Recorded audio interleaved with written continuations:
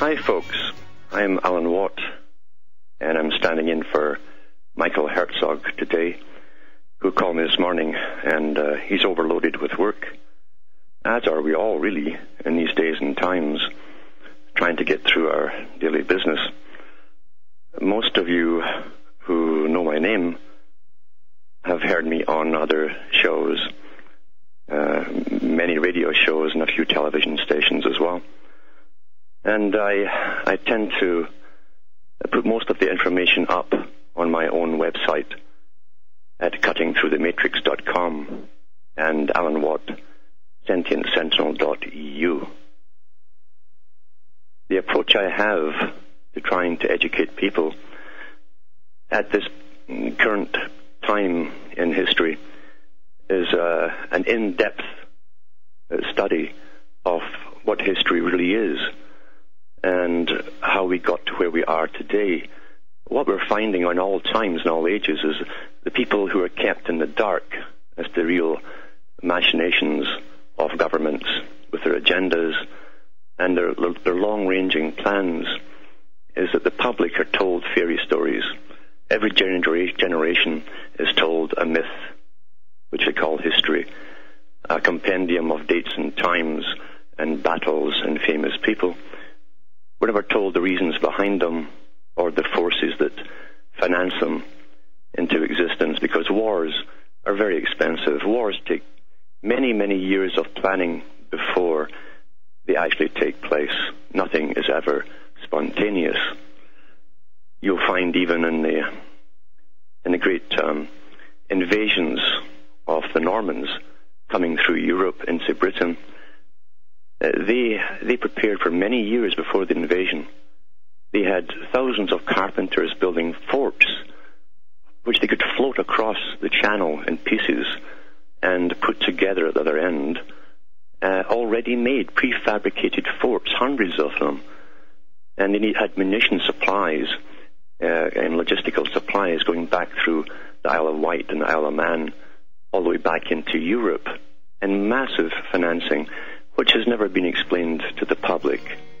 And yet the same kinds of things, if you go back 1,000 years prior to that, you'll find were happening in the ancient Middle East as well, with the wars there and with the wars with Greece.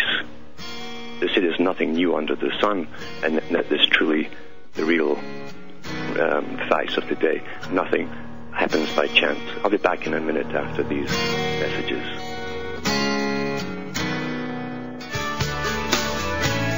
Hi folks, I'm Alan Watt, and I'm filling in for Michael Herzog today. If you're wondering about my accent, it's because I'm from Scotland, born and bred there, and raised there. I'm going on about some of the histories that led up to where we are today and where we're going. And I'm talking about the fact that nothing happens by chance in this world. In fact, there's no terrorist organization that could possibly exist in the entire planet today and keep its little schemes secret, because MI6 and the CIA and the Mossad and a whole plethora of others, which are all interwoven at the top, and they have been since World War II, have infiltrated everything. In fact, they set up a lot of these terrorist organizations unknown to the guys below who do all the dirty work and take the blame. They become the patsies. So nothing can be kept secret in this day and age regarding terrorist ambitions. However, terror in all ages has been used to alter societies by totalitarian means. We find, for instance, that the Soviet plan after the revolution was to have a reign of terror, copied after the French Revolution. It's very important to these guys who have their ongoing revolutions towards their goal and their agenda to use terror. And this war on terror is really a war of terror. As Carroll Quigley, Professor Carroll Quigley said in his own book, Tragedy and Hope, he said, an elite can get more done in 5 years of war than 50 years of peace and propaganda. That's what war does, because governments expand their powers to cover every area, every facet of living. That's what happened in World War II, when bureaucracies just flourished.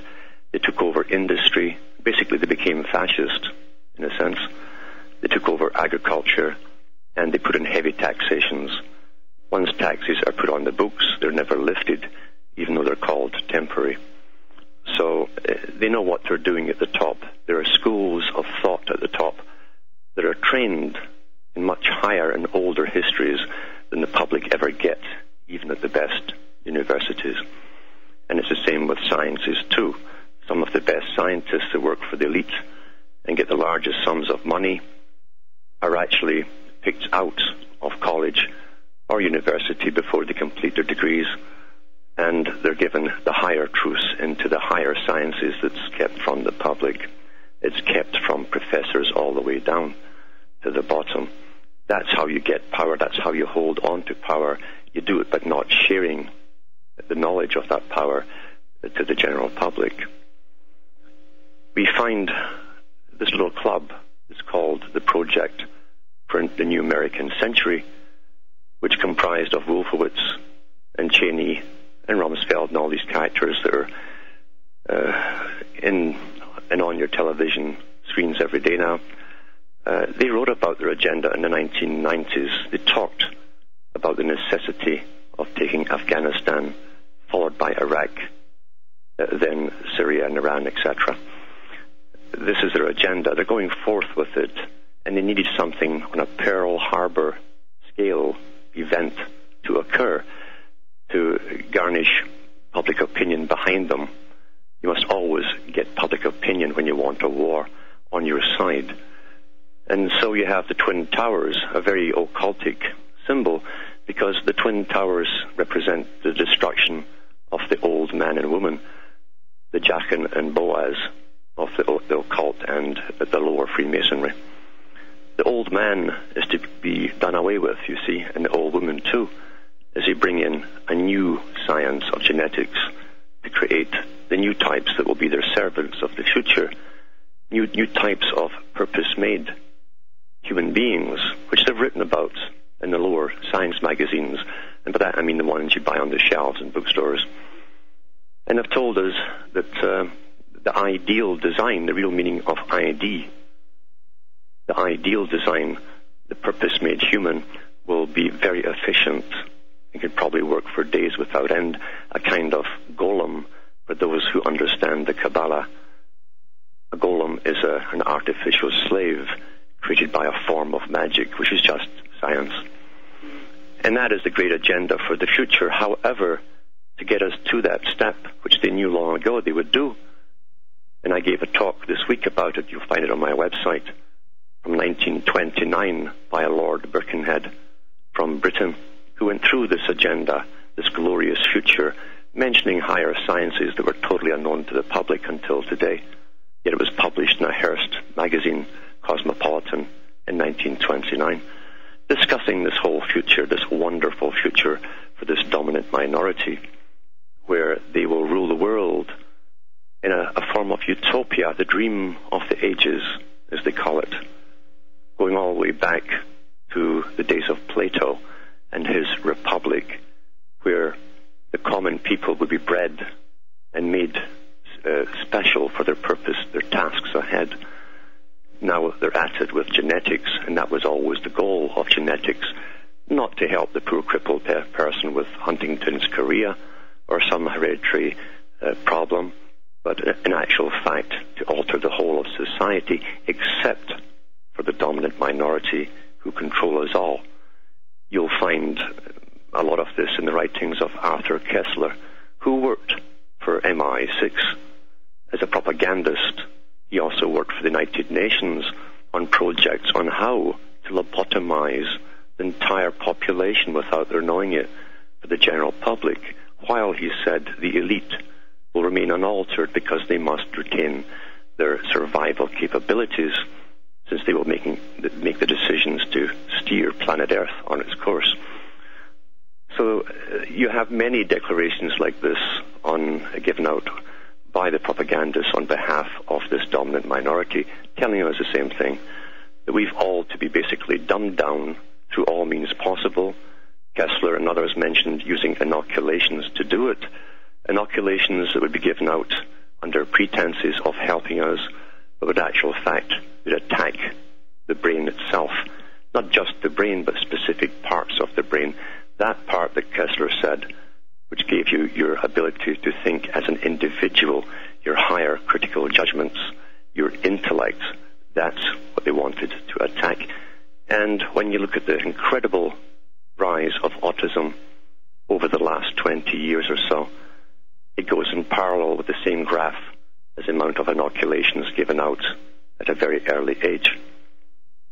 Autism at one time used to be recognizable from pretty well birth, when the child didn't go through the normal milestones all up the way to saying dada and mama. Now they're normal up until the age of 2. When they get the inoculations, they have a tremendous fever, which every doctor is taught is normal, and he tells the mother so. And then after that, the child regresses and no longer says dada and mama. And the problems are there. Now it's accepted as being normal, but the graphs show they're in parallel with the amount of inoculations given within the same areas or states in the US or counties in Canada or England. Well known in the higher medical authorities what they're doing. The general practitioners have a hard time dealing with it, but they themselves eventually do know, because you can't help but thinking and seeing the results. They know what's happening there. So we're under attack. An attack planned by a dominant minority, which Aldous Huxley, a member of this group, actually belonged to. And he spoke on their behalf too. And he said the same thing, that there's no problem with basically giving most of the people a false sense of reality, a make-believe world. What's wrong with that? He said most of them are unhappy anyway. And he knew that because the system they have given us of money and taxation and all the burdens that go with it, the hurry and the scurry, he knew that most people really are not really happy. And he knew at the top, too, that no matter how many goodies they give us to buy, all these little rewards that we're taught to get for ourselves at the end of the month, to make it all worthwhile, they knew that eventually there wouldn't be enough, and they'd have to do something more with the people to make them manageable. And that's what they came up with, ways of lobotomizing chemically the general public, and they believe they're doing the right thing according to themselves. They call it the noble lie. You must lie to the little people because, you see, the little people are too dumb and stupid to understand, poor dears. And that's how they justify it. World peace to this elite means the absence of all opposition. The absence of all opposition means the absence of all people or any people with critical thinking abilities left. That's what it's all about. And hence, they have put their faith in science. Through science they will conquer. And they're on the rush of genetic engineering. They're way beyond what the public are told. They have been all along. You'll find that mathematicians like Rutherford, one of the greatest mathematicians who ever lived, was employed working on genetic research back in the 1920s, long before supposedly they could actually see the genes and deal with them. Well, you wouldn't need a mathematician if you couldn't see the actual genes. You wouldn't need them. They would have no purpose. So they were into this a long time ago, and they can now create complete human beings from scratch, designer-made humans. And the only problem they have now is to bring all the old world down. As I say, the symbol of the Twin Towers, the Jachin and Boaz, that kicks off this new American century for the 21st century. The 21st century was always very important to them. Arthur C. Clarke, a very high Freemason, wrote 2001 and 2010, two great novels with a lot of truth in them. And this guy, remember, was a Nobel Prize winner. He was no dummy. He talked about this agenda, which would be kicked off in 2001, with a great discovery, a new change that would come all over the world. We know where the music's playing. Hey folks, Let's go out.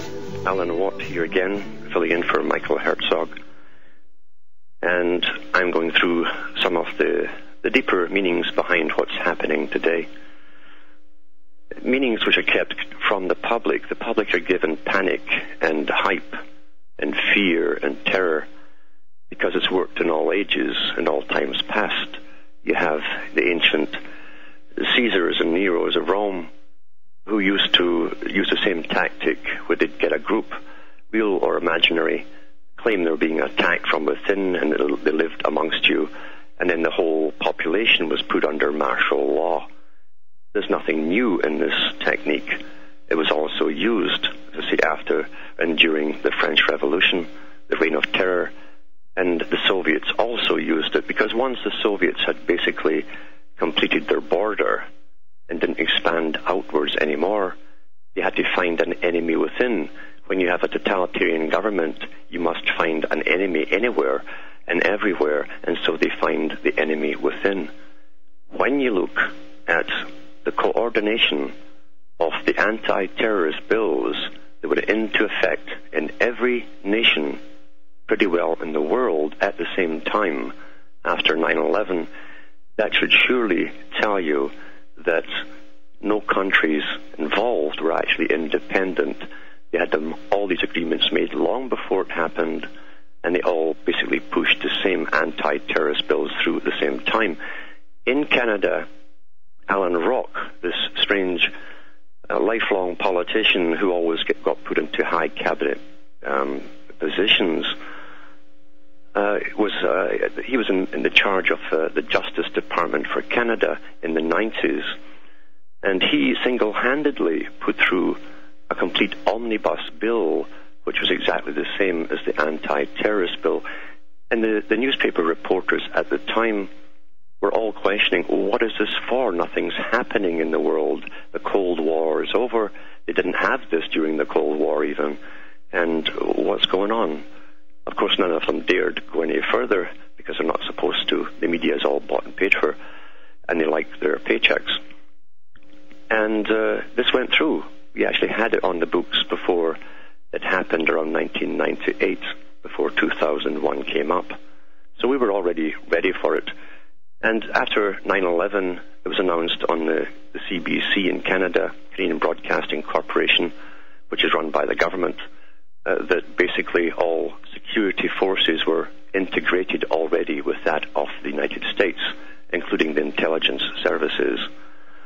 So, you see, this was all planned. It had to be. They'd made all the preparations in advance of 9/11, and 9/11 kicked off the event, the high occultic symbol. When it falls within the old Ides of September, as they call it, where a goddess is born out of the head of Zeus, or Kronos himself. And self-born God, it means a new system, something which willed itself into existence in the high occultic circles, which the elite all belong to. They're taught this stuff at the top. So there's nothing new under the sun, just the same techniques over and over with occultic terminology to get an agenda going. The biggest problem that's been written on the books in sociology for the last 100, 200 years, actually going back to the 1700s, from the days of Thomas Malthus, the economist for the British East India Company, was overpopulation. They always believed there's a magic number the population will reach, and then there'll be chaos. They couldn't keep control over them. Therefore, they've been very, very busy for centuries finding ways of culling us off. Malthus suggested they put all of the useless eaters and the sick and the deformed and so on in special housing in the worst areas outside cities, over swamps and stuff, so they'd die. You see, help them die quicker. He was a very humanitarian type of fellow. And also, diet was very important according to Malthus. You'll find diet is very important in all ages. Even the Egyptians practiced special diets for the slaves. They wanted them to be fit and healthy physically, but not too fit that they could walk off elsewhere or walk outside into another country and escape. They didn't want them too bright, so they knew the combinations of foods to give them, which would feed the body to an extent, but not the mind. They were rather slow, you might say. Well, look around you today. Everything that you eat has been under attack. All of the food you're buying is processed. It's grown by the big agribusinesses, and it's all genetically modified, which is to modify you. Back in a minute after these messages. I'm Alan Watt, standing in for Michael Herzog, who's up to his eyes in work, as are we all indeed. And I'm going through some of the reasons why we've arrived at this spot in history, this time, where things are changing rapidly.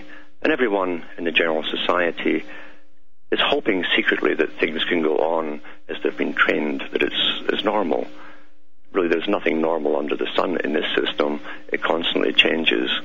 The America of 20 years ago, the Canada of 20 years ago and 30 years ago, is completely different to the situation today. We've been de-industrialized, a process that was decided at the first big NATO meetings after World War II, where Britain agreed to secretly de-industrialize and not tell the population. That's now been admitted with declassified records out of London. Of course, the generations that went through the de-industrializing process and all the misery that caused were not told any of this at the time. And after that was to happen, an amalgamation of Europe was to occur, and it was planned back then in 1945. Then the United States was to amalgamate too, with Canada, Mexico, followed by all the rest in turn. And you'd have a United Americas, which would also gradually be de-industrialized, although Latin America was to be built up by agri-food businesses to produce all the food, all the grown produce that we would need. However, it's rather evident to anyone who's studied economics that if you're not manufacturing, then you're a service economy, and all the big top boys agree that a service economy is really like a dog paddling in a water until he can't paddle anymore. He runs out of strength and steam, and he'll sink. It's a temporary stop measure. So what's to happen for the future? Well, the future is simple. The brightest of the bright, according to this whole New World Order agenda, will be hired by international corporations, and they will travel across the world. They were to be the new nomads, the servants of the elite, this new high bureaucratic, technocratic class, and the creme de la creme will find work wherever they're told to in the world. The rest of them will either start leaving the country as the new boat people, according to Jack Satali, who was a big mover and shaker in the unification of Europe. And the Americans have to be the next boat people looking for work abroad. What happens to those who are left behind? They'll find ways of gradually reducing the population. They already have, if you haven't noticed, the spraying above you and the massive increase in chronic bronchitis and lung diseases that it's causing. This is all part of the same agenda of depopulation. They want the people in the rural areas to move first, to move off and into the cities. The existing big cities are to be the habitat areas according to the United Nations, where you'll all live eventually, step by step, in rented accommodation. No private accommodation will be allowed down the road. And there'll be no private transportation. That's why you've never been given these hydrogen cars or the electric cars and all the things I've talked about and done nothing about over the years. You were only given vehicles while you lived in rural areas and traveled to cities where you had industry. Now that that's gone, you won't need to travel, you see. Our masters at the top are very, very efficient in these things, and they foresaw this over 100 years ago. They would gradually get you back into the habitat areas, close down the rural areas by all means possible, and you'll be all living on top of each other in the cesspools of the city, the most abnormal way of living that anyone could devise. And I mean that seriously, because the ancients knew this too. Plato said we would create cities, artificial beehives, which meant that everything that happens within a city must live on a system of economics run on money. that money is the key to everything. It can't feed itself. It can't do anything for itself. Everything is brought into it. But what you can do in such an artificial system is give the inhabitants an artificial way of living, and you can literally alter their culture in any direction you want very quickly, and the public never see it. They adopt and obey. That's the tricks that were known thousands of years ago. And for those who want to know more, read all the writings of Plato. He was a member of the aristocracy of Greece. He believed he was a member of the elites, and he spoke on behalf of the elite and their plans. As I say, there's nothing new under the sun. I can't say that enough because it crops up all the time. Even in scientific experiments, there's the famous one they'll do all with every intake of students, of starting off a big cage with a couple of rats, and you watch them with their social behavior until they breed to a specific number, and then they become deviant. They turn on each other, they bite each other, they might even eat each other, and there's all kinds of deviant sexual aberrations break out as well. It's the same with humans, and that's why for cultural change, those who run the techniques of culture decided that cities would be their main beehive for creating this system for the whole world. But the rural people must be put off their lands. That was a prime thing to do. Even in the ancient times, Rome fell, not just because of barbarians invading them, but because they had taxed the rural population so much that they eventually rose up at the end and finished off Rome.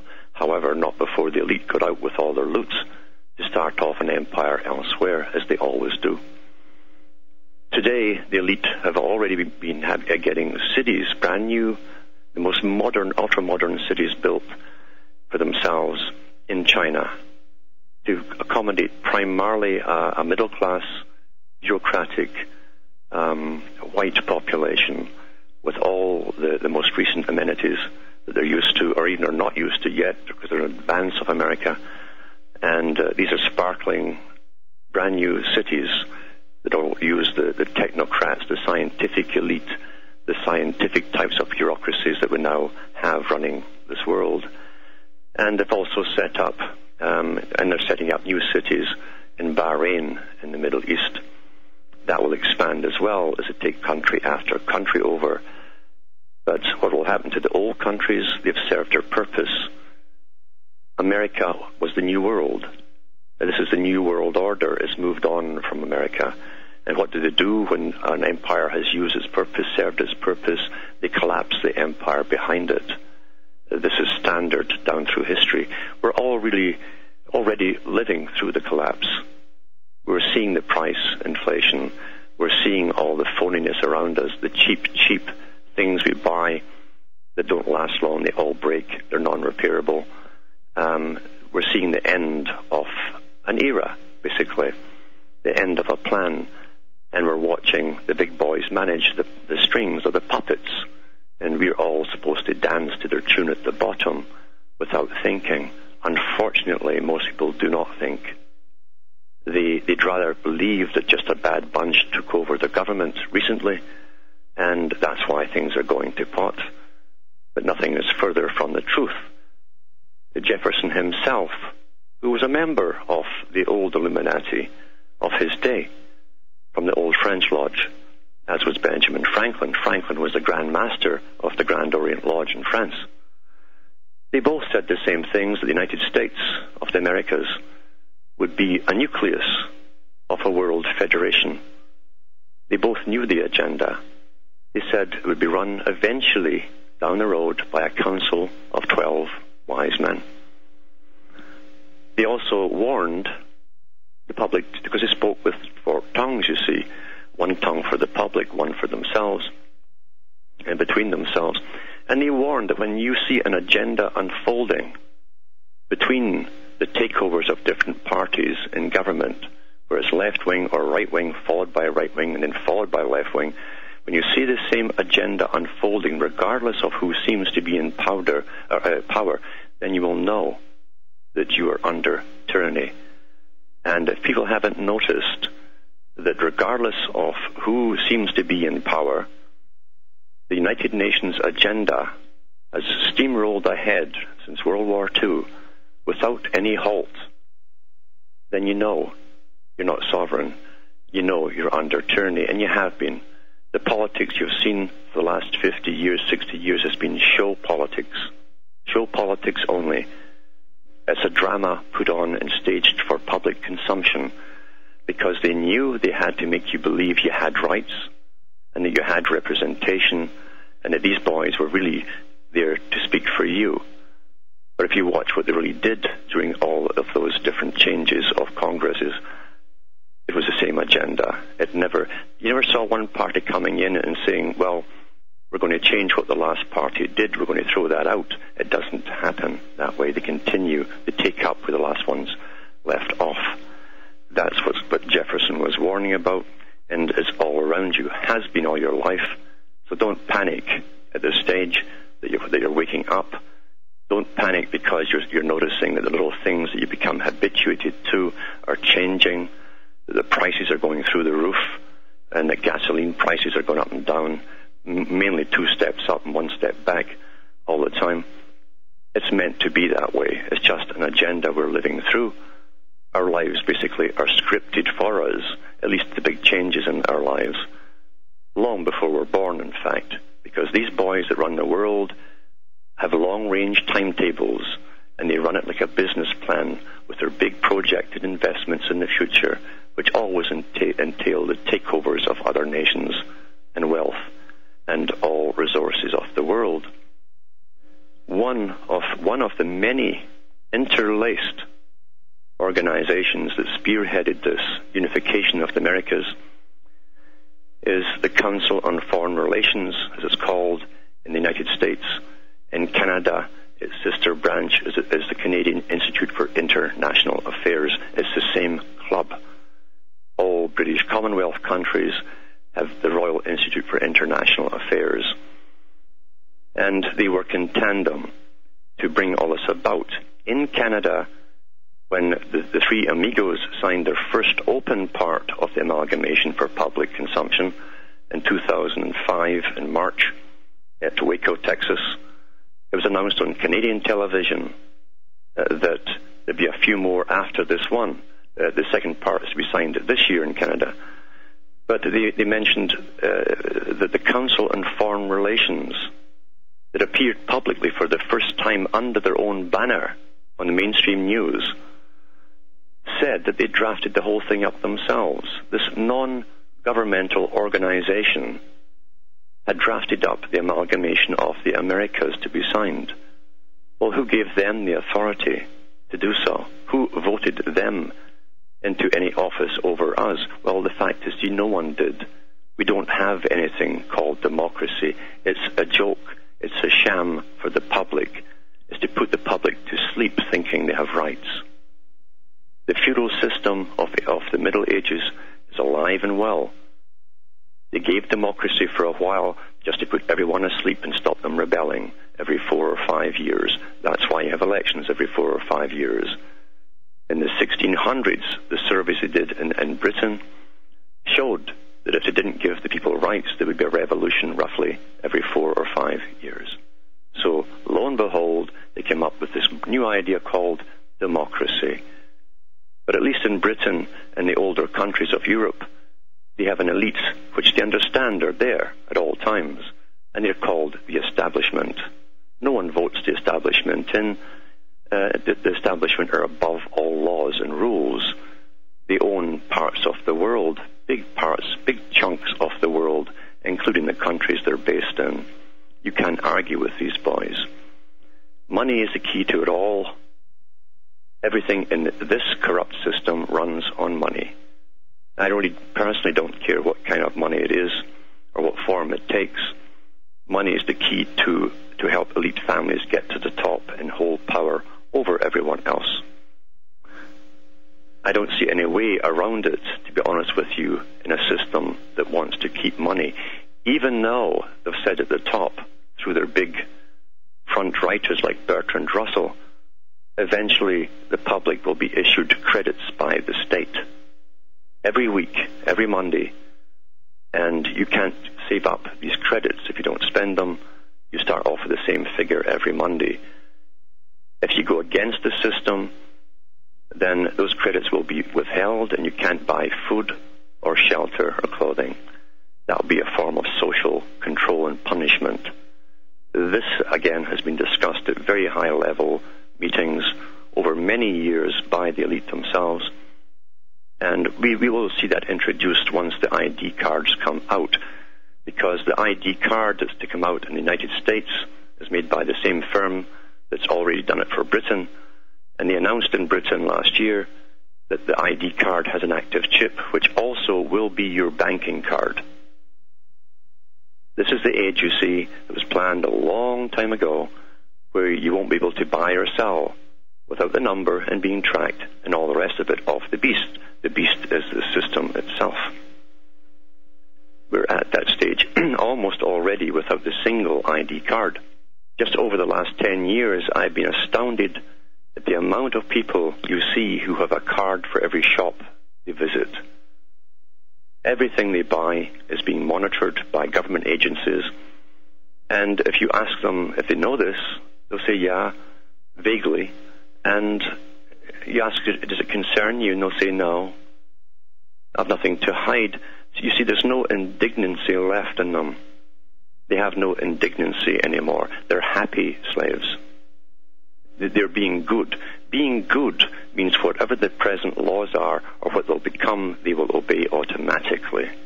That's what's called being good. So they think they're going to be safe if they just keep their heads down and play at being good. And that won't happen because, you see, if they don't have indignancy, their brains already have been attacked.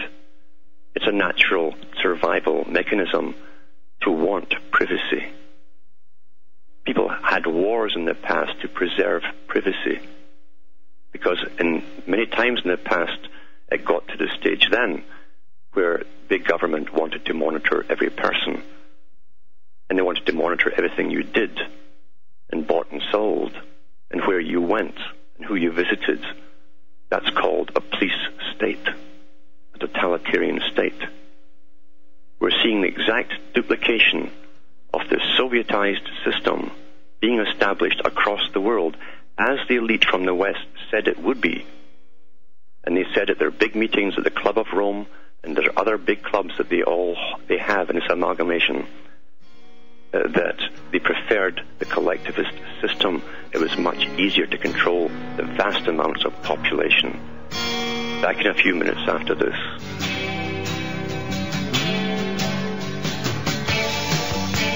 Hi folks, Alan Watt standing in for Michael Herzog, going through just a few things quickly to do with how we arrived at the present state we're in and where we're going very shortly, because the plans were made a long time ago, and one thing you can count on is the planners never change their agenda.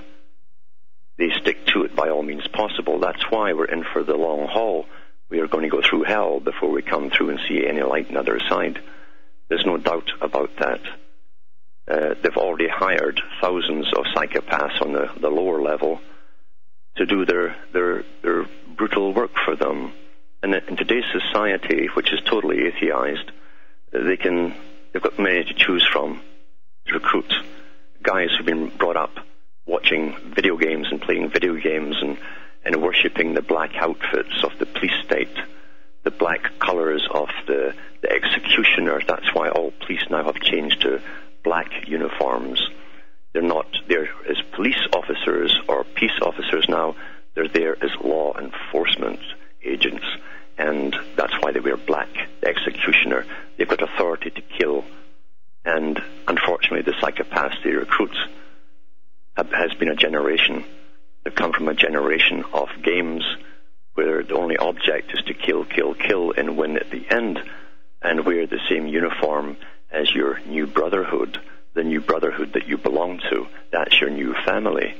The same technique they use in all militaries in all ages.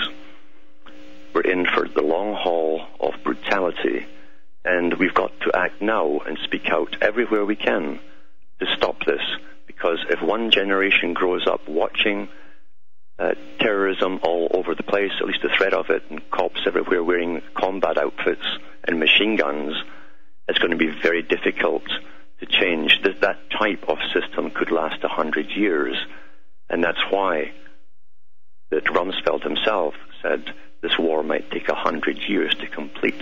Now he's talking about a whole agenda into a completely new way of living, where the old ways are gone, where you don't marry who you decide to marry, or even divorce who you want to divorce. You'll have to get permission initially in one stage to even mate. If they deem you acceptable, then the next step for another generation will be, no, they're going to make you from scratch, all in petri dishes, basically. That's where it's to go. And they're not kidding about this. They're not kidding at all. They call the commoners the rejected genes. We're the junk genes that didn't make it to the top of glory and power, whereas those who've held on to it through families and interbreeding of the same families over thousands of years, and who have gained the power, who have gained the finances and held on to it, they've shown by their Darwinistic, socialistic techniques that they're obviously deemed to rule the rest of us and act like our betters. They are our new gods, in other words. We're seeing it all come out now with the arrogance from statements in the press by the elite themselves. So we have to get used to this, and we have to fight against it too, because one generation cannot grow up wearing black-clad outfits and holding the guns on the whole populations. It will become a ruthless society and brutal. Back in a little while. I'm Alan Watt. I'm standing in for Michael Herzog today, who's trying to catch up on a lot of work. I know the feeling, because you'd be surprised at even the talks I do on cutting through the matrix, how much time that takes to do. Not so much the talk, but all the formatting, etc., that goes in it, and the uploading to all the different sites. But I'd encourage you all to go in there and look at cuttingthroughthematrix.com and Alan Watt's Sentinel.eu for many, many free talks I've given over the last 2 years on this agenda and all how it ties together, all the parts that are intricately woven together, interwoven like the finest silk, all the huge organizations and branches and the top executive leaders, and how they work in politics and as the CEOs of big international corporations. We're under a type of fascism at the top, which is to run the people at the bottom under a form of communism. And that's the trick of it, as the big axe of the fasci stands above the moon and the star of communism. And that's really what the old scythe stood for, Saturn. Now, I believe there's some callers coming in. Feel free to call in, and we'll have a chat. Maybe we can answer some of your questions for you. Meanwhile, I'll continue with what I'm talking about now, which is how the Twin Towers basically was a signal, a world signal, a big occultic bang to set off a new part of the agenda, the next phase, which is the new world taking a system into the rest of the world, a new world order, basically. The speech given by Daddy Bush, or Poppy Bush, which is more appropriate since his big dealings with the cocaine that comes in from the heroin and the poppies grown in Afghanistan. In his speech back in 90 and then 91, both given on September the 11th, by the way, on the New World Order, a term he kept using but would never really explain to the public. It wasn't meant for the public, because the public, you see, are kept in the dark. It was for the high members of his own circle, like the Skull and Bones, the pirate flag, the old Templar symbol. That's what it was meant for. A new world order coming into view, he said. A big idea. A big idea. Again, it goes back to the old goddess, the goddess that was born out of the head of Zeus, and some will say Kronos, self-willed into existence by its own power and intellect, a new order of things, a warrior-type creed that would run over and rule over, and therefore was dressed in armor and carrying weaponry. That was their symbol. That's why they chose 9/11 for the date.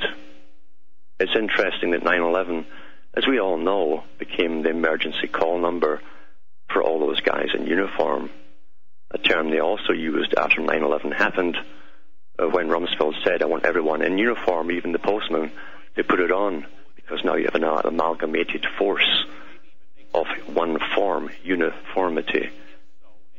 And even the guys who do your post now spy on you too, under Homeland Security. That's who they all work for now. Anyone with a paycheck is under Homeland Security. So this one form that's just spread all across the world, this uniformity, is a standardization process where all cultures, all peoples will be put under the same system. All religions, as they have stood, are being demolished. Christianity, as it used to be, has served its purpose for the elite, and they've already pretty well demolished the old form of Christianity and brought in a new type, mixed with the new age for a new era. That's what's been happening. Back in a few moments. Hi.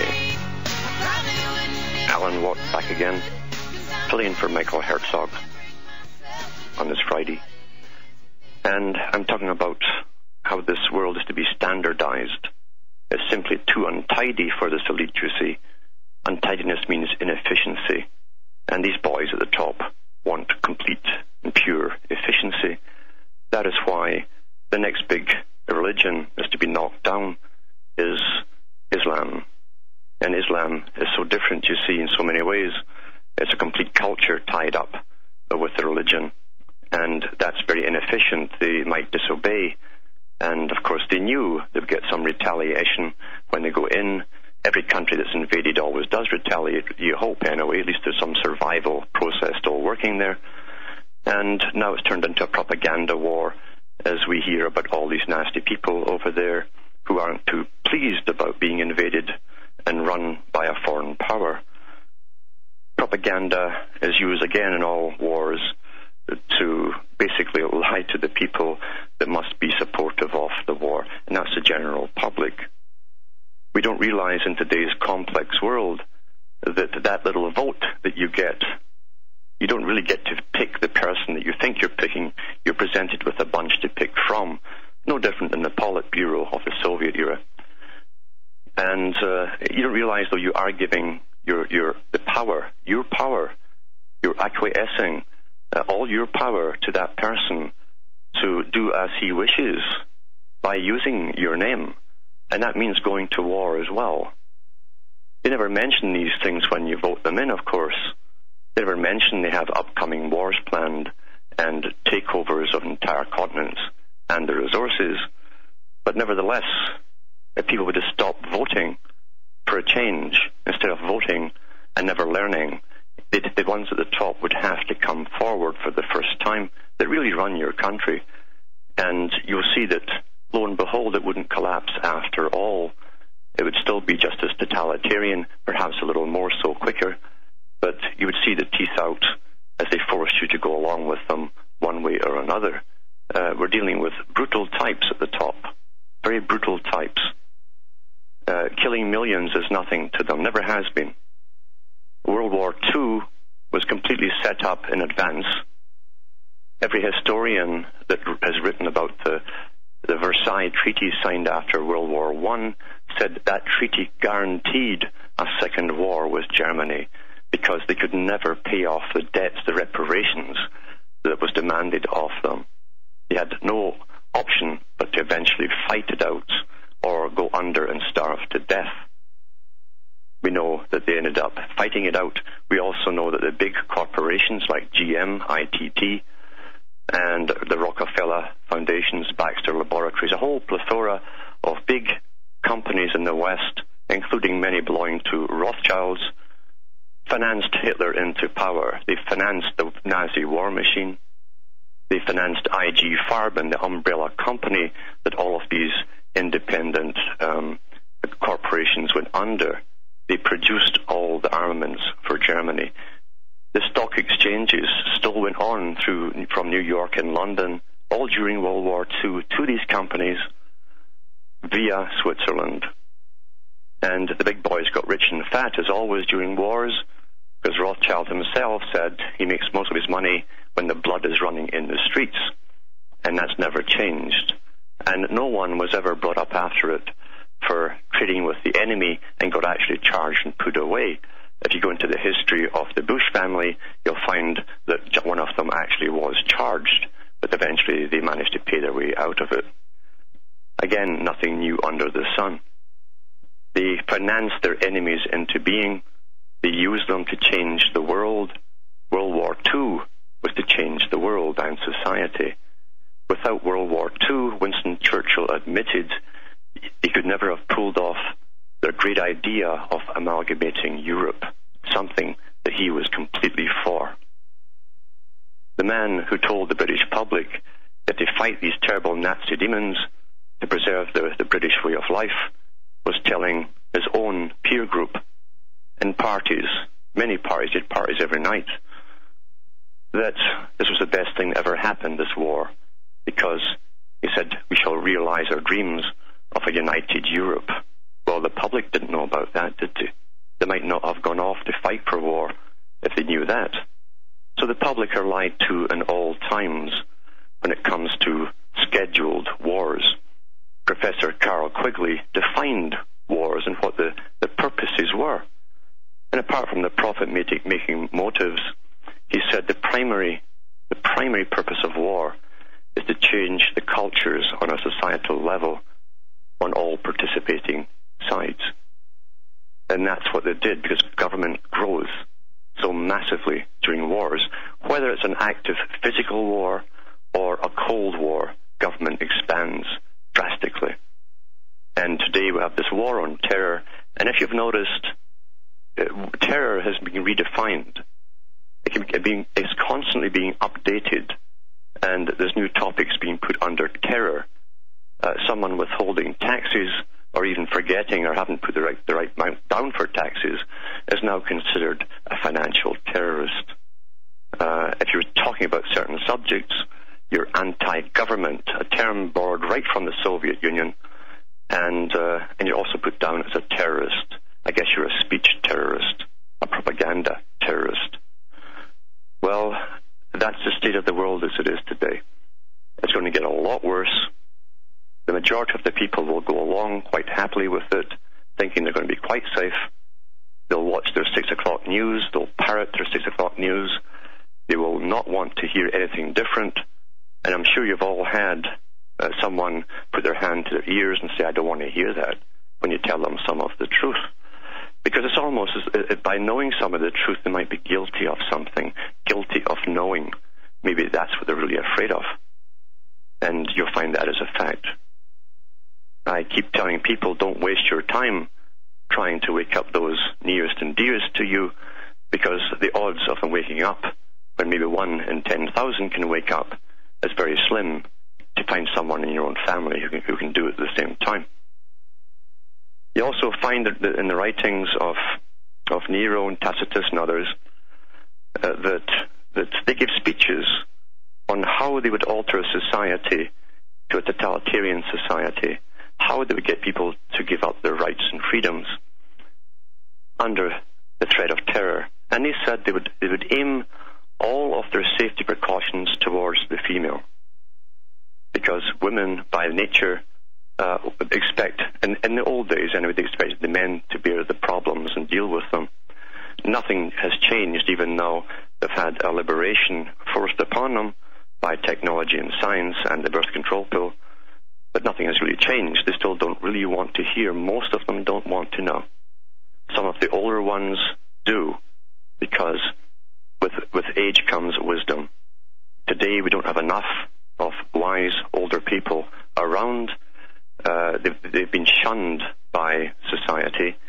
That was done on purpose, because in the early 1900s, the big tables, the round tables, and the Communist Party too said they'd have to break up the generations so that the wise ones would be pooped into old age homes and despised by the young. They would have to break up the family, and they've done that very, very well. If you're older today, you don't count. You're somehow senile or silly, or you're in a second childhood, and so your words fall on deaf ears if you have any wisdom at all. Unfortunately, most of them today don't have any wisdom to pass on. They have never woken up themselves through their entire lives, because for a generation or two, we've been spoiled. We've been spoiled not by hard work and rewards. We've been spoiled by a glut of credit cards, easy credit, pay later, low terms, to keep us all happy, buying rewards to please ourselves. Rewards, just like you train a rat to pull a lever and collect its reward. And that's how people live today. They think that's natural. You work for a month or so or a week, then you go off and buy yourself some goodie that's supposed to fulfill your life for you. Every ad on television tells you that if you buy this particular toothbrush, you're going to have a happy smile all day long. Or whatever else they're selling. And we know it's a farce. We know it's untrue. But people want to believe in that because they have no faith in people anymore. They don't believe they can have happiness with other people anymore. Everyone has been divided scientifically through an indoctrination process from the time they were born. A scientific technique, as Aldous Huxley called it, and Russell, and many more of the same ilk. This scientific technique starts with education as young as kindergarten.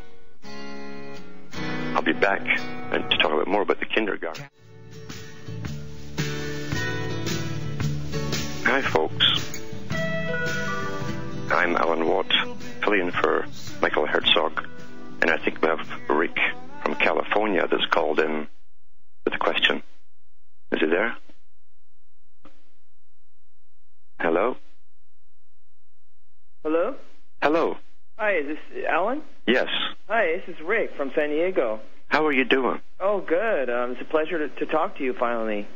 I've been listening to your shows for a long time, and I have a few questions I wanted to ask. Well, one of the questions is, if you begin to look inside yourself and you find, because I've looked inside, I'm starting to look inside myself and find things that are, some things where I have empathy for people and around the world, and other things that are psychopathic or evil, and if you have that, I'm disturbed by it. Can you change it, or is it just sort of a product of your breeding, and you can't change it? Can you overcome it, I guess is what I'm saying.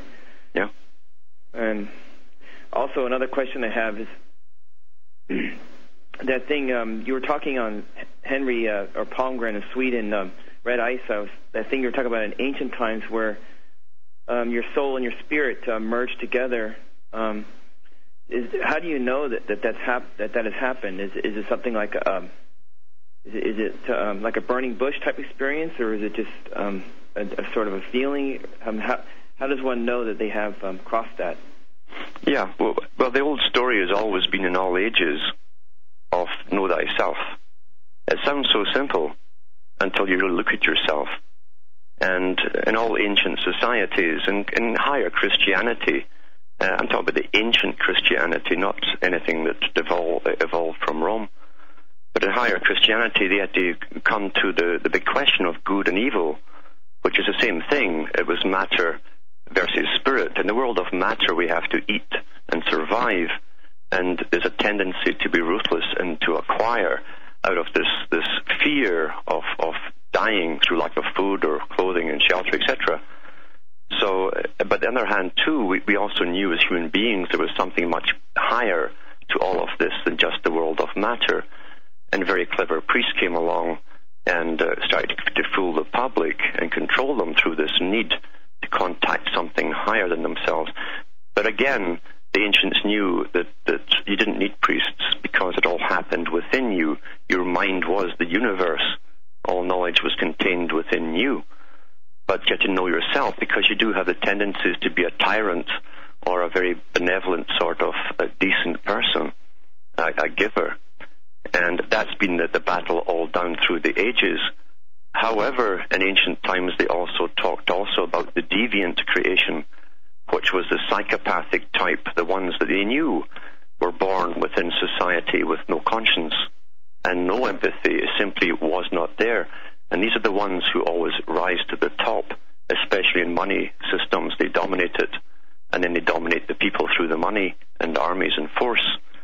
As far as knowing when you were complete, you'll find lots of the writings, again, of the ancient Greeks, who all studied in Egypt in the higher mystery schools, and they said that when the other part, your soulmate, and that's what it really meant then, your soulmate approached only at your beckoning, not a spirit guide or anything like that, something that was simply separated from you a long time ago. When it came towards you, your personality, your mind became fulfilled, you became complete, and it altered you completely.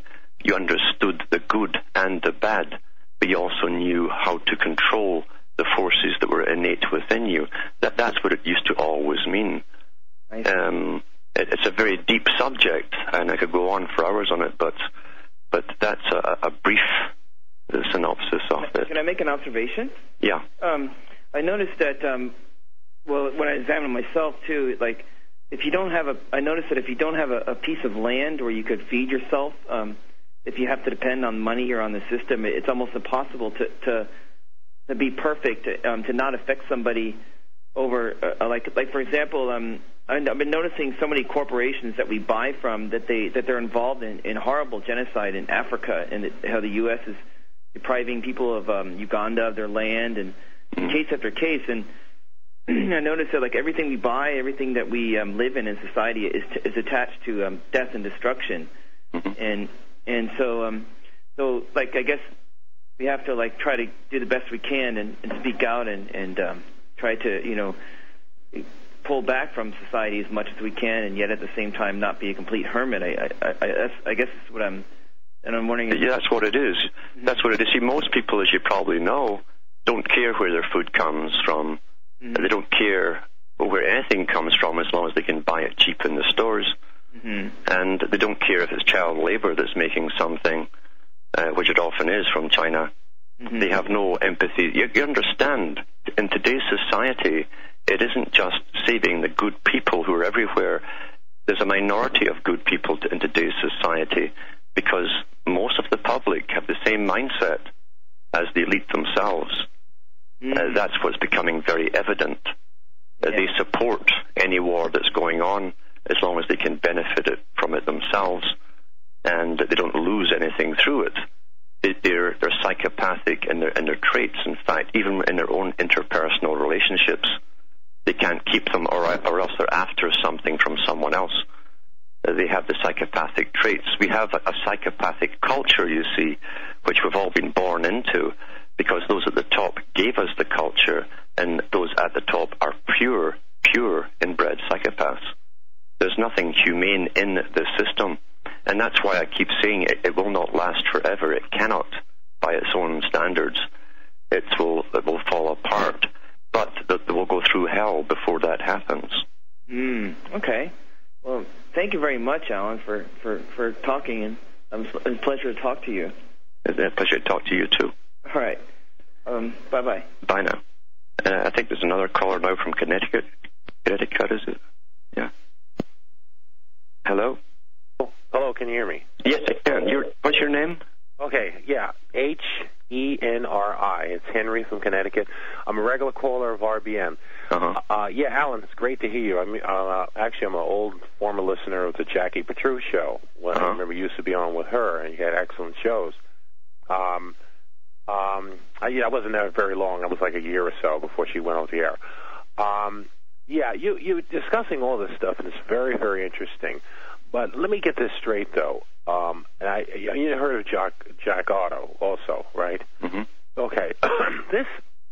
A lot of this stuff at the very top, though, it does seem to be, all of it seems to be Khazarian, or Khazar, shall I say, and Jewish, or Jewish-centered. even this thing going on in Iraq, even this, as a matter of fact, there was a Polish Catholic official. I don't know whether he's a bishop or something. I heard on Radio Netherlands this morning, made some comment about in Poland and the Simon Wiesenthal Center, and made some comment saying they should shut him up or they should punish him or whatever. In Austria, they made a comment because they're not in Poland, because he made some comment saying that the Jewish community in Poland is sort of using and manipulating the Holocaust for their own financial gain. But this guy, senator up here, his name is Joe Lieberman. I don't know how he got back in because the other guy, Lamont, beat him in the primary. Or I hear the music. But he's trying to agitate the people to support a war in Iran. Mm-hmm. Yeah. I'll answer that when I get back, yeah.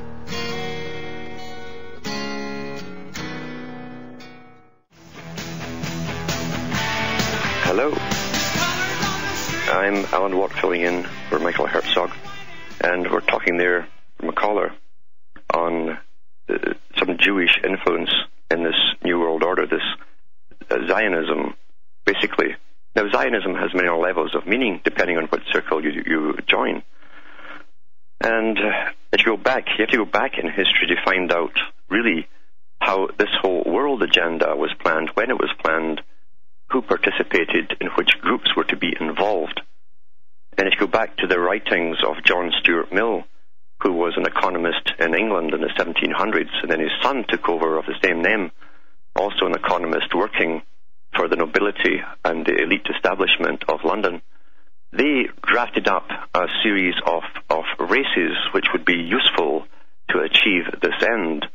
In fact, they also drew up a list of races they completely considered inferior, which should not be allowed to come through. They saw them as being destructive and would have to be eliminated. Hitler gets the blame of drafting these up. He simply copied them from Mills and H.G. Wells, who worked for the British elite. H.G. Wells wrote a summary of history called History of the World, Part 1 and 2. It was finished by his son in New York, but he also drafted up the list of chosen peoples that would be useful for the dominant minority to use to bring it all about. And they chose to bring in Jewish people because they said they had great management experience and great education. They'd proven that through times of turbulence and horror, they could still come through on top. They were survivalists, and they were very good, of course, at managing the money system. And so they decided to bring in what eventually was called Zionism. However, it was run from London, and other groups apart from the Zionists were to come into this. You got to understand at the top of Zionism, which was funded, in fact, into existence by not just Rothschild, but also by the British establishment. At the top, they're all psychopathic, and you have them in every culture. And they can be the head of some group in China, or the heads of some of the Hindu groups. They don't care what name they give themselves at the top, or what cover they go under. A psychopath is a psychopath, and you have a world club of the elite psychopaths today. You have aristocracy amongst them all. You have Jewish aristocracy that never mixes with the ordinary Jewish person, and they intermarry too and interbreed at a higher level. You'll find the Balfour Declaration, if you go read the whole thing, it's very interesting, because Balfour, who was the Prime Minister of England at the time, also went through this process of why they had to set up an outpost in the Middle East, and they would use the Jews to do it, and they would set up an Armagh. If you understand what Armagh meant, it was setting up a British post in Ireland that would cause mayhem down up to the present day with Catholics and Protestants. You put a foreign people in the midst of people that you want to conquer. They create eternal strife, and there has to be a resolution down the road as people become war-weary. Well, that's why they set up the State of Israel. The British government pulled thousands and thousands of troops from the World War I fronts, the trenches in Europe, and put them into the Middle East to take over Palestine from the Ottoman Empire. Britain did the fighting. Britain took it over, and Lord Storrs was put over that on behalf of the Queen as the Consular General, and he ran Palestine. You should read his books as they set up the future state of Israel. The books are called The Orientations, and read his memoirs as well. Lots of good information written from the horse's mouth, and he also said we are setting up a new Ulster, as opposed to an Armagh, but an Ulster. We're setting it up in the Middle East that would serve Britain for years to come. There's more to this than meets the eye. Well, that's very interesting what you're saying, but I also was told by a couple of sources that the British royalty as well, which, I mean, you know this because you're an expert with this, but the British royalty as well as the Spanish royalty as well as the Queen Beatrix of the Netherlands are not the real royalty at all, that they are really Rothschild or Rothschild. People pronounce it really Saxe-Coburg-Gotha is the real name. They're Prussian. Right, but they're Jewish. Yeah, but they're not German. They're Jewish Khazarian. Matter of fact, the Queen Elizabeth, they're really that inbreeding when they marry into each other, that's Khazarian Jewish. What you'll find at the top is that the psychopaths who have power and money will breed with any other people with power and money and who are also psychopaths. See, we're so easy with this, we want to find a specific target, because obviously the ordinary Gentile guy couldn't do this monstrous stuff to Gentiles. Well, that's hogwash.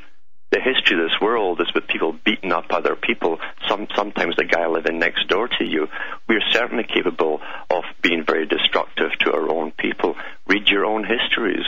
Yeah, but I read stuff with the ancient Germanic tribes and even the ancient Scandinavians, the ancient Norse from Norway and Sweden and stuff. I mean, long before Christianity even came around, they did not interbreed with each other like these Khazar royalty. Even the ones back then they would call a so-called king. He wasn't called a king, but in that kind of format position, they didn't interbreed with their own sister and brother. This stuff is a very Jew type thing. And I was told... I'll tell you one thing. The ancient Egyptians did it too.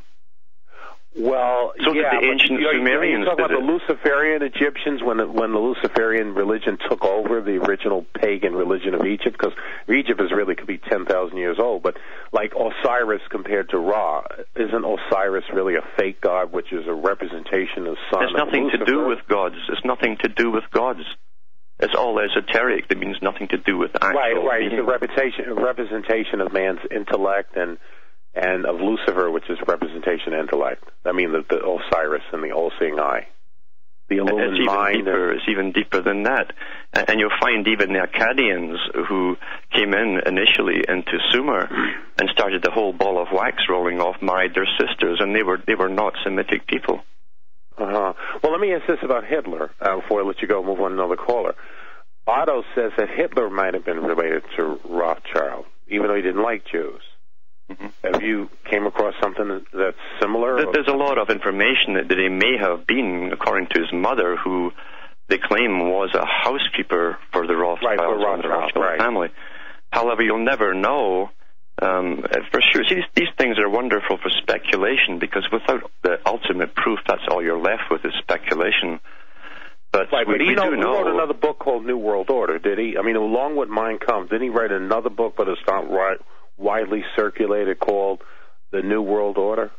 Oh, yeah, he used the term, but he wasn't the first to use the term New World Order. But didn't he write a second book? Yeah, he did write a couple of books, yeah.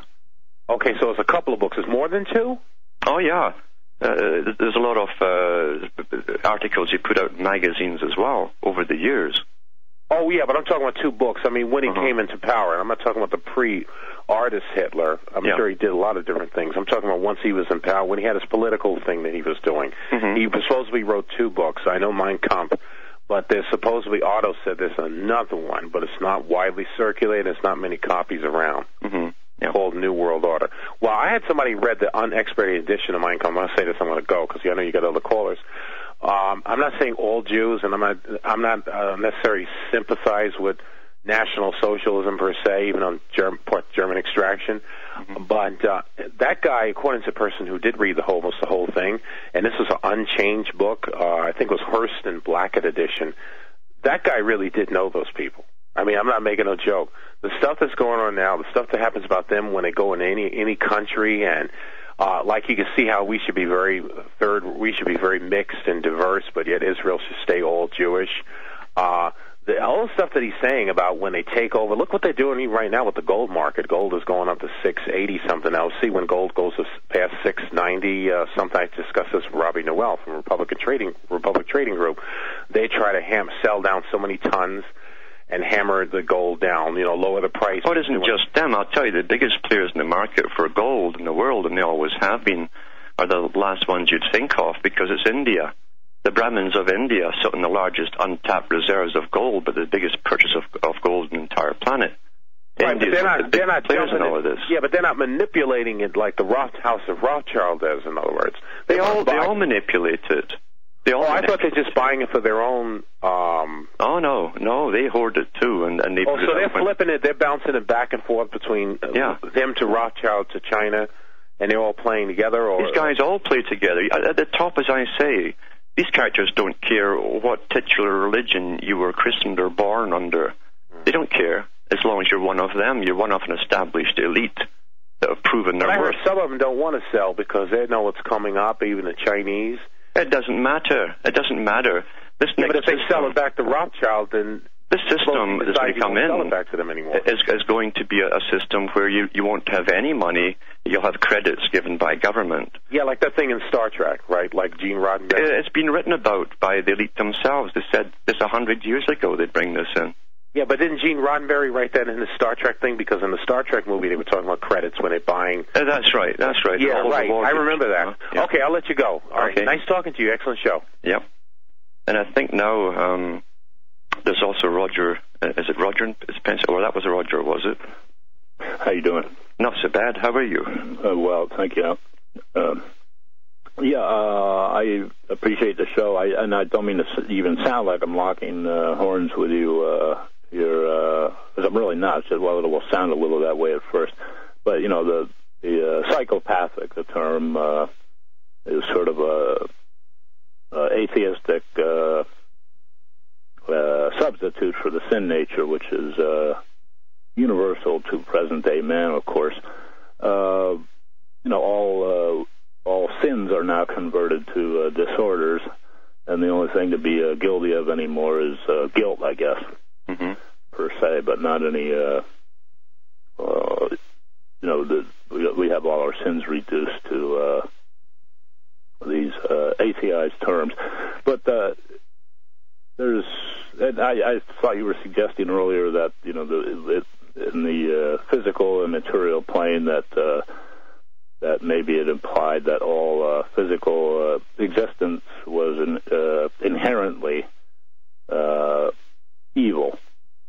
Mm-hmm. Well, I'm not quite stating that quite right, but that's been one of the, I think, fallacies. Now, the Presbyterians, as characterized by, I guess, Calvin's tulip doctrine, with a T being total depravity, how that all creation was depraved or fallen and affected by the sin nature, including, you might say, inanimate objects, were also part of the fall. Yeah, the fall is the fall into matter. That's what it means. You fall into the world of matter, where there are fixed laws in matter. And it's true enough, you either eat or you work or you die. That kind of thing. The problem is to become so engrossed in the world of matter, and it'd be much easier if I dominate all of you, and then you keep me in a good lifestyle, then I don't have to worry about all those fears anymore. And that's the problem you see with the world of matter. That's how the elite arise, and they're able to dominate everyone else by generally using a money system. The ancient people, remember, had no money of any kind, and they lived in a tribal type setting where everyone in the tribe was important to the tribe, regardless of your fitness physically or anything else. No one was left out of the tribe, and money really was the corrupting factor that allowed an elite to get a leisure class that could study and study over time, and then become basically a priesthood that could then dominate. You would only learn in class. So money was the key. Without money, you couldn't have had this leisured class that could sit and plan a future for the rest of the people. And the temptation in the world of matter is to become pragmatic, to do that which is practical until you throw out anything which is of a humanitarian nature. And so you have an aberrant type creature, and that is the psychopath. The psychopath can rationalize any evil act against other people to please his own ego. They have no problems with that. They have no conscience. It's difficult for ordinary people to understand someone existing like that, but there are many of them who live and exist like that today. Yeah, well, I think the word pragmatism is the most inherently pejorative, certainly in the sense in which it's used in the political realm as being, apart from any moral considerations. So it's an amoral posture, and therefore it's an immoral one. Mm-hmm. And that's one thing if you say you're going to, you put up your greenhouse in your backyard. Well, you'd like to do this to make it deluxe, but in the short term, you're just going to be pragmatic and throw up a tarp instead. Of what you really like. But that's a whole different context of the usage. And I guess William James, or one of those pointy-headed intellectuals, developed pragmatism into an idealized political philosophy to be used in what I would regard as that inherently pejorative context. Yeah. But what I was getting at is I like to bang this going at least a couple or three times a year, maybe not often enough, and that is these elites get away with this because they're relying on catering to our inherent sin nature, which is to always be, we're all basically manipulative buggers. Mm-hmm.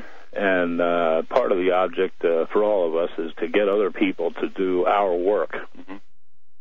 And so this is what this is inherent to socialism. It's an inherently a spiritual problem of selfishness, and so we can't even think to get rid of the Illuminati one world or burger elites without at least simultaneously thoroughly discrediting the socialist enterprise in all its forms.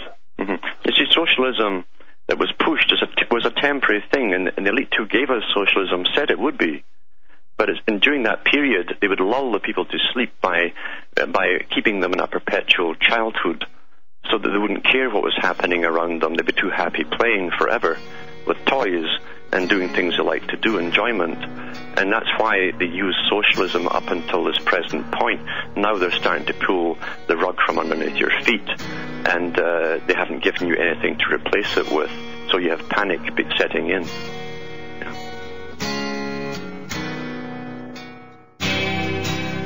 Hello, I'm Alan Watt, filling in for Michael Herzog, who's up to his eyes in work on this Friday, as are we all indeed. And I don't know if there's any more callers, but I'd like you all to check in to my websites, cuttingthroughthematrix.com and alanwattsentientsentinel.eu. You'll find transcripts in different languages of my talks made available. You can download them for free. And I'd like to thank all the staff out there that are doing this all for me from all over the world. Very busy people who do care what happens in this world and are doing something about it. And I'll be on for the first half with John Stadmiller coming up in a few minutes. And I'd like to close off this second hour with just stating the fact again that you have to look at the elite of all cultures, all peoples. You'll find they gained their power by the same means, by being ruthless and cunning, and by dominating and slaughtering people down through the years. Now you have one big club, a club that goes under many names. The Illuminati is simply the lowest term they'll use, but they are all working in cahoots today, have been for a long time, and it's time the ordinary people start to see through this, the race game, to overcome it and survive. Thanks for listening.